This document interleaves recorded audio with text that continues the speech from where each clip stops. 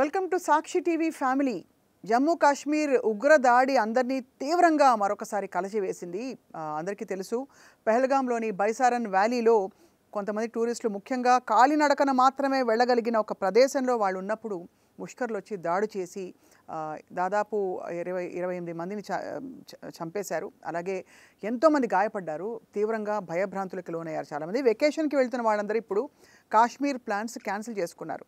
అసలు ఏ జాగ్రత్తలు తీసుకోవాలి, ఈ దాడి దేనికి సంకేతం? ముందు ఈ సమ్మర్ వెకేషన్స్లో కూడా అతి జాగ్రత్త వహించవలసిన సమయం. We have with us centre for human security studies వ్యవస్థాపకులు అండ్ అలాగే తెలంగాణ రాష్ట్ర ప్రభుత్వానికి సలహాదారుగా ఉండి ఎన్నో కెపాసిటీస్లో అంతర్జాతీయ అంశాలపై, ముఖ్యంగా సేఫ్టీ అండ్ సెక్యూరిటీ ఇష్యూస్పై ఒక గొప్ప రీసెర్చర్గా మనందరికీ సుపరిచితులు డాక్టర్ కన్నేగంటి రమేష్ గారు. వారితో మాట్లాడబోతున్నాం. రమేష్ గారు, thank you so much for joining us. చాలా బాధాకరమైన ఒక సంఘటన ఇది. ఉన్నపళంగా ఎలా జరిగిపోయింది రమేష్ గారు ఇది? స్వప్న మేడం గారు, ఇది ఉన్నపళంగా జరగలేదండి. కరెక్ట్గా ఇవాళ నుంచి 1 week back Pakistani army chief 2 nation థియరీని మళ్ళీ తీసుకొచ్చి తెర మీదకి హిందూసు ముస్లిమ్స్కి మధ్య ఒక చిచ్చు రాజేసే విధంగా ఆయన మాట్లాడారు. ఒక ఆర్మీ చీఫ్ అట్లా మాట్లాడకూడదు. అవును, ఏమన్నా తేడాలు ఉంటే ఇండియన్ ఆర్మీ గురించి మాట్లాడాలి, కానీ హిందూ థాట్ వేరు, హిందువులు ఆలోచించే విధానం వేరు, హిందూ మతం వేరు, మేము వేరు అని ఆయన స్పష్టంగా హిందూ హిందూ హిందూ అని 1 వీక్ బ్యాక్ మాట్లాడారు. అది అసలు జరగకూడదు.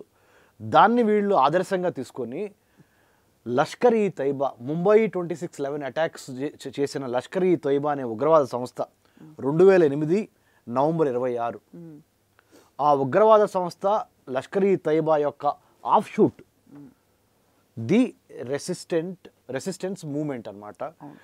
The resistant front, whatever you name it, వాళ్ళు రెస్పాన్సిబిలిటీ తీసుకున్నారు.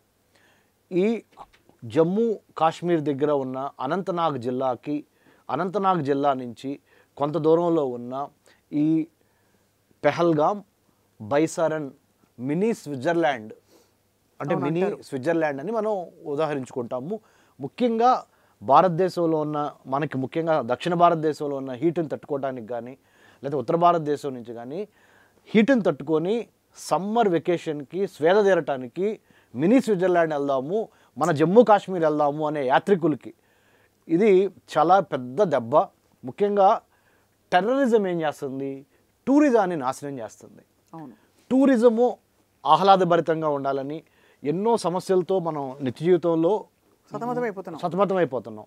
కొన్నాళ్ళు సేద తీరదాం, మన భారతదేశంలో మన అంతర్భాగమైన జమ్మూ కాశ్మీర్ వెళ్దాము, చక్కగా కాశ్మీర్ అంటేనే అది గొప్ప స్వర్గము అనే ఒక చక్కటి గత 8-9 ఏళ్ల నుంచి చాలా వరకు అబ్రాగేషన్ ఆఫ్ ఆర్టికల్ 370 తర్వాత 370 ఆర్టికల్ అధికారాన్ని రద్దు చేసి స్పెషల్ స్టేటస్ని తీసేసి కేంద్రపాలిత ప్రాంతంగా చేశాము జమ్మూని, కాశ్మీర్ని, తర్వాత మన లదాఖ్ని. అందుట్లో భాగమైన జమ్మూ కాశ్మీర్లో అనంతనాగ్ జిల్లాలో పెహల్గామ్కి దగ్గరలో ఉన్న బైసారన్ వ్యాలీలో ఇప్పుడు ఈ ఘటన జరిగింది. ఈ ది రెసిస్టెంట్ ఫ్రంట్ అనే ఈ organisation which is link to Lashkar e Taiba అనే ఒక terrorist organisation, Pakistani based, Pakistani funded, Pakistani sourced terrorist group అండి ఇది లష్కర్ ఈ తైబా. Correct sir. కానీ ఇక్కడ వీళ్ళు ఈ ప్రదేశాన్ని ఎంచుకోవడానికి కారణాలు ఏంటి? అంటే దగ్గరగా అందుబాటులో ఉండడం ఒకటా, లేక మరొక రీజన్ ఏమన్నా ఉందా? అంటే కాశ్మీర్లో ప్రశాంతంగా మారింది కాశ్మీర్ అనుకుంటున్న సమయంలో ఇలా జరగడం చాలా థాట్ ప్రొవోకింగ్, చాలా మంచి ప్రశ్న మేడం ఇది. ఎందుకు చెప్తానేనండి, అమెరికా ఉపాధ్యక్షుడు జేడీ వ్యాన్స్ భారత పర్యటనలో ఉన్నారు. ఆల్రెడీ 2 రోజులు ముగించుకున్నారు. ప్రధానమంత్రి మోడీ గారిని కూడా కలిశారు. మన ప్రధానమంత్రి మోడీ గారు సౌదీ అరేబియా పర్యటనలో ఉన్నారు. టెర్రరిస్టులు ఎప్పుడు సింబాలిక్ టార్గెట్స్ అని, సాఫ్ట్ టార్గెట్స్ అని 2 టార్గెట్లు లక్ష్యంగా చేసుకుంటారు. ఎప్పటి నుంచో చెప్తూ వచ్చారు. ఎప్పటి నుంచి నేను గత 10 ఏళ్ల నుంచి మనం ఇక్కడ దిల్సుఖ్ నగర్ బ్లాస్ట్ అప్పుడు కూడా చెప్పాను, మాట అన్నారు, సాఫ్ట్ టార్గెట్స్, సింబాలిక్ టార్గెట్స్ అని. ఇక్కడ విశేషం ఏంటంటే అన్ఫార్చునేట్లీ ఇప్పుడు జరిగిన పెహల్గామ్లో జరిగిన terrorist attack both soft, symbolic, అది 2 కలిసి వచ్చినాయి. ఎట్లా అని చెప్తానండి. సింబాలిక్ ఎందుకంటే అమెరికా, భారత్ 2 మైత్రి బాగా బలపడుతున్న రోజులు ఇవి. So we have to tell Americans and Indians, don't go two close, don't work in tandem. 2 ప్రజాస్వామ్యాలు, మీరు డెమోక్రసీస్ చాలా బాగా కలిసి పని చేస్తున్నారు, ఖబర్దార్ అలా చేస్తే కనుక మేము సహించేది లేదు ఒకటి. రెండోది, కాశ్మీర్ని ఒక టూరిజం సెంటర్గా ప్రమోట్ చేయడానికి గవర్నమెంట్ ఆఫ్ ఇండియా, ప్రధానమంత్రి నరేంద్ర మోడీ గారు, అమిత్ షా గారు, జాతీయ భద్రతా సలహాదారు అజిత్ దోవల్ గారు, ఇంకా అందరూ కలిసి ఒక టీమ్గా ఏర్పడి పాకిస్తాన్లో నుంచి క్రాస్ బోర్డర్ టెర్రర్ ఎలిమెంట్స్ మన జమ్మూ కాశ్మీర్లోకి చొరబడకుండా భారతదేశానికి పాకిస్తాన్కి 3323 కిలోమీటర్ల ల్యాండ్ బోర్డర్ ఉంది. అవును, ఎల్ఓసి అంటారు, లైన్ ఆఫ్ కంట్రోల్. ఈ 3323 కిలోమీటర్ల ల్యాండ్ బార్డర్లో అవతల వైపు నుంచి పాక్ ఆక్యుపైడ్ కాశ్మీర్ అంటారు, పిఓకే.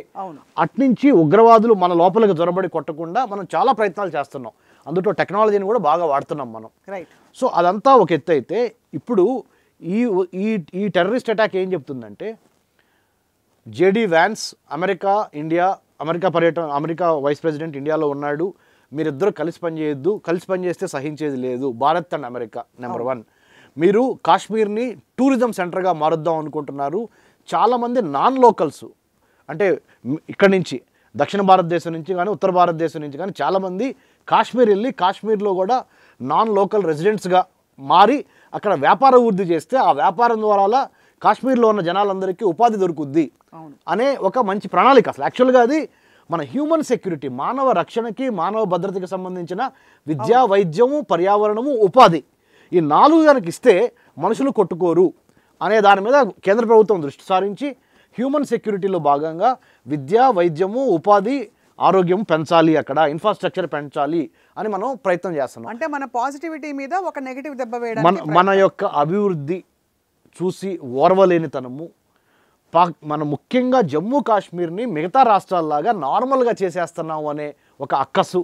అంటే డిస్టర్బ్డ్ ఏరియా ఉంటే వాళ్ళకి పోరాడడానికి అబ్సల్యూట్లీ అండి. ఇప్పుడు ఒక బీస్ట్ లేదా ఒక డెవిల్ ఏం కోరుకుంటుందంటే అభివృద్ధి జరగకూడదు, ప్రజలు నిరక్షరాస్యులుగానే ఉండాలి, స్థిరంగా ఉండకూడదు, ఉపాధి ఉండకూడదు, గందరగోళంగా ఉండాలి. అప్పుడే ఆ వైరస్ అక్కడ బాగా, ఈ టెర్రరిజం అనే ఒక వైరస్ బాగా అభివృద్ధి చెందటానికి డిస్టర్బ్డ్ ఖయాటిక్ ఏరియా ఉండాలి వాళ్ళకి.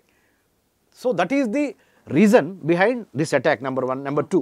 నెంబర్ 3 ఫైనల్ మేడం, మీరు ఈ మధ్యకాలంలో భారత్ మనం గమనించినట్లయితే ప్రపంచవ్యాప్తంగా India is on the rise. 3rd or 5th biggest largest ఎకానమీగా భారతదేశం అవతరించబోతున్నది జీడిపి ప్రకారము. Plus artificial intelligence, block chain, IoT, metaverse, emerging టెక్నాలజీస్లో కూడా నెంబర్ 1 టాలెంట్ భారత్ దగ్గర ఉంది.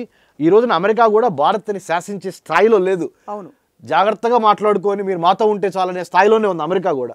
సో ఇండియా ఒక రైజు ఏదైతే ఉందో 1947 ఆగస్టు 15 నుంచి ఇవాళ వరకు మన భారతదేశంలో మిలిటరీ పాలన లేదు. మన భారతదేశంలో మిలిటరీ వాళ్ళు మనల్ని పరిపాలించింది లేదు. కానీ మీరు పాకిస్తాన్ చూడండి మేడం, 4 సార్లు పాకిస్తాన్లో 14 ఆగస్టు 1947లో పాకిస్తాన్కి స్వతంత్రం వస్తే ఇవాళ వరకు 4 సార్లు మిలిటరీ పాలన. అంటే అటువంటి పరిస్థితులు అక్కడ నెలకొని ఉన్నాయి. మన శాంతి, మన సౌభ్రాతృత్వం చూసి ఓర్వలేక. అబ్సల్యూట్లీ మన ఎకనామిక్ డెవలప్మెంట్, పొలిటికల్ డెవలప్మెంట్, మన technological development, India the way it is rising in the comity of nations. అదే ప్రపంచవ్యాప్తంగా భారత్కు వస్తున్న ఒక గొప్ప పేరుని నాశనం చేయాలంటే, అక్కడ టూరిజాన్ని దెబ్బతీయాలంటే, ఎకానమీని దెబ్బతీయాలంటే రోడ్లు, ఇన్ఫ్రాస్ట్రక్చర్ రాకూడదు, అక్కడికి జనాలు వెళ్ళకూడదు, వాళ్ళ నిరక్షరాస్యత. ముఖ్యంగా ఇక్కడ ఎవరిని దెబ్బకొట్టారు తెలుసా మేడం? వాళ్ళని పేదరికానికి బిలో పావర్టీ లైన్లో ఉన్న ఎంతో కాశ్మీరీల పొట్టగొట్టారు వాళ్ళు. అవును, ఒకే మతానికి చెందిన ఉగ్రవాదులు అదే మతానికి చెందిన లక్షల మందికి ఈ రోజున ఫుడ్ లేకుండా చేశారు ఈ టూరిజం దెబ్బతింటం మూలాన కాశ్మీర్లో. అవును, కానీ అది పెద్ద ఇష్యూగా పరిగణించక ఇది మతపరమైన ఒక దాడిగా చూసి ఇంటర్నల్గా కూడా దీని కాన్ఫ్లిక్ట్ అంటే మీడియాకి పాకి అది ఎంతో స్పిల్ఓవర్ ఎఫెక్ట్గా కనిపిస్తోంది. సో దానికి పరిష్కారం ఏమిటో చూడాలి, చాలా జాగ్రత్తగా ఉండాలి మేడం. మన శత్రువు ఏమైతే మనం పొరపాట్లు చేయాలనుకుంటున్నాడు అంటే అవన్నీ చేసే అవకాశాలు ఉన్నాయి. కాబట్టి మరింత ప్రేమతో మన ఇరుగు పొరుగు వారి పట్ల పరమత సహనము, రిలీజియస్ టాలరెన్స్ ఇప్పుడు చాలా ఎక్కువ ఉండాలి.